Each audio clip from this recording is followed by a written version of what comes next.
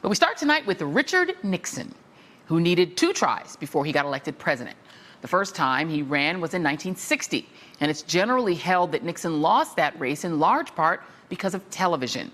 That Nixon compared unfavorably to viewers at home as he shared the stage with the charismatic and certainly more telegenic and decidedly less sweaty John F. Kennedy. Many years later, Nixon would say that the experience did not make him bitter about television, but rather it taught him a valuable lesson about the importance of it. In fact, looking back, he wished he'd done a lot more televised press conferences during his time in the White House. It is very important for a president or a cabinet officer or a congressman or a senator to be held accountable, to be kept on his toes. And the media today does that. The media is in an adversarial position with regard to public officials, and that is healthy in its way. Speaking of the media, too, we have to realize that, and I think this is, frankly, not a helpful development, and that is that television plays too much of a role today. Now, having said that, however, it means that when we select our candidates, we've got to remember that they must learn to use television.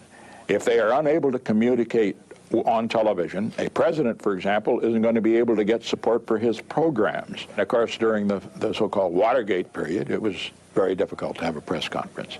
But had I survived, I would have had far more press conferences. I would have had them on television whenever possible, because I'd rather have my views go directly to the people where they can hear me saying it, rather than having it filtered through anchormen or, frankly, writing press who give their views as to what I said. Now, by that time, Nixon was in his late 70s and still longing to have his views go directly to the people. But his desire to avoid the filter of anchormen had been drafted into an actual real-life plan during his time in the White House. In 2011, before it was sued out of existence thanks to a campaign bankrolled by top Trump ally Peter Thiel, the website Gawker unearthed what it described as Roger Ailes' secret Nixon-era blueprint for Fox News. Roger Ailes was, of course, the longtime head of Fox News until his death last year. Long before launching that cable network, Ailes worked in the Nixon White House as a media advisor to the president. And buried deep within the Nixon presidential library, Gawker uncovered a document that envisions a way for Republicans not just to better navigate TV, but to make TV themselves. The 15-page memo is unsigned and undated. It was called A Plan for Putting the GOP on TV News.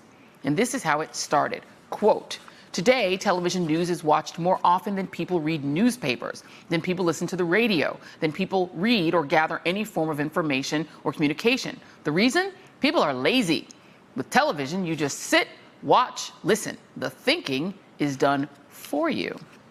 I went on to say this is a plan that places news of importance to localities. Senators and representatives are newsmakers of importance to their localities on local television news programs. While it is still news, it avoids the censorship, the priorities, and the prejudices of network news selectors and disseminators. The idea was to provide pro-administration videotape, hard news actualities to the major cities of the United States. And despite a detailed plan full of copious notes in Roger Ailes' handwriting, the plan would never come to fruition. But Roger Ailes would go on from the Nixon White House to create a true media empire, now fully formed in the age of Trump. Finish it the hell up.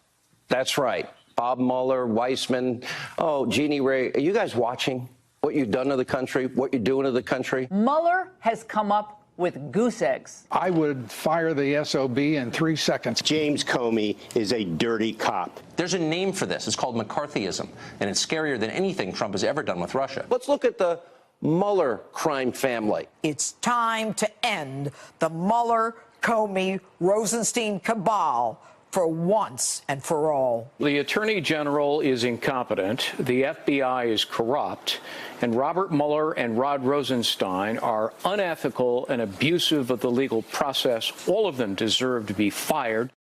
Now, the relationship between Fox News and this White House goes well beyond friendly coverage. Primetime personality Sean Hannity has been dubbed Trump's shadow chief of staff. It's the only television network the president routinely grants interviews to. And the network that Ailes built has become a kind of pipeline for White House hires. Most notably, John Bolton, who appeared on Fox moments after being unveiled as Trump's third national security advisor. Here now, former U.S. Ambassador to the United Nations, John Bolton, former Fox News contributor. Good to have you here this evening, sir. Your reaction to your new job? Well, I think I still am a Fox News contributor. No, you're not, apparently. This administration and Fox News are something of a revolving door, with people cycling in and out of both. And while we've seen Fox News personalities go from cable green room to the White House podium, today the president is blurring the line even more, essentially merging the two operations, with the official announcement that he has hired former Fox News executive Bill Shine to run communications at the White House as his deputy chief of staff for communications. The former Fox executive resigned from the network last year amid accusations that he enabled a culture of sexual harassment at the network. A number of women at the network allege, some of them in court documents, that he was aware of deeply inappropriate behavior against them and deflected, ignored, or sought to suppress their concerns rather than take actions to address them constructively. Bill Shine denied those allegations.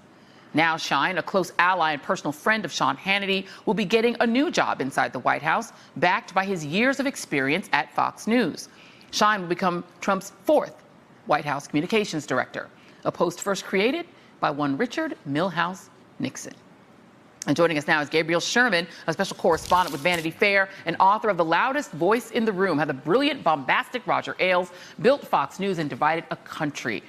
Gabe, great to see you. Good to see you. Okay, so let's talk about first the importance, the significance in your view of Bill Shine going from Fox News to the White House. Well, it raises so many fascinating things, really shows the symbiosis that exists between this White House and Fox News, and the fact that you basically, as you pointed out, it is a pipeline, a recruitment organization for this White House. I think one thing people need to know about Bill Shine is that he was shaped and molded by Roger Ailes, really from the beginning. He started in local news, and he basically spent his career being shaped and tutored by Roger Ailes. So he was going to bring all of that thinking about how to set a narrative and push right-wing talking points from the morning through the day to the nighttime to the White House. And so Fox News already has a sort of perfect symbiosis in terms of its messaging with the Trump administration. What difference will it make to have a former executive there inside the building, inside the West Wing? Well, I think what Trump is trying to do, from my reporting, it indicates that he's trying to bring some discipline, which is ironic because the most undisciplined person in this White House is the president himself. Right. But he's trying to instill some discipline in his communication shop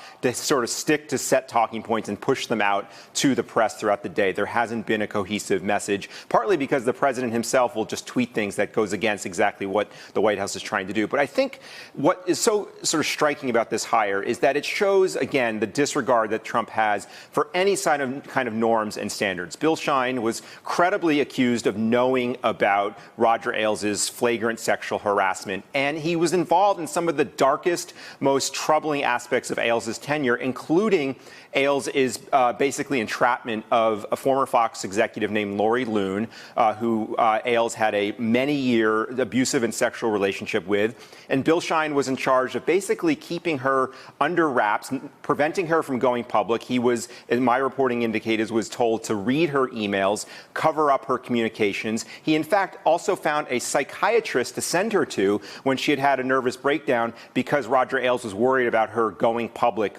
with his allegations. And so this is striking that an executive who helped cover up some of Ailes' most dark and devious behavior is now one of the highest-ranking members of the federal government. Yeah, and not only that, but the President of the United States himself has multiple accusers accusing him of sexual harassment, is embroiled in at least one lawsuit or two, So is there any angst or anxiety in the president's inner circle about bringing somebody who's so associated with issues of sexual harassment at Fox into a White House where the president has similar issues? Yeah, the people close to the White House I talked to are worried that this is going to just embolden and encourage the president's worst instincts. At Fox News, Bill Shine's role was to basically be Roger Ailes' enabler. He was not someone who pushed back. He was the quintessential yes man. And that is what we've seen Donald Trump likes. He surrounds himself with people who will basically just indulge his instincts. And that's what Shine. People are worried that he's not going to be sort of any kind of check on this president. He's going to actually be an accelerant on pushing his most divisive message messages out there. And I wonder,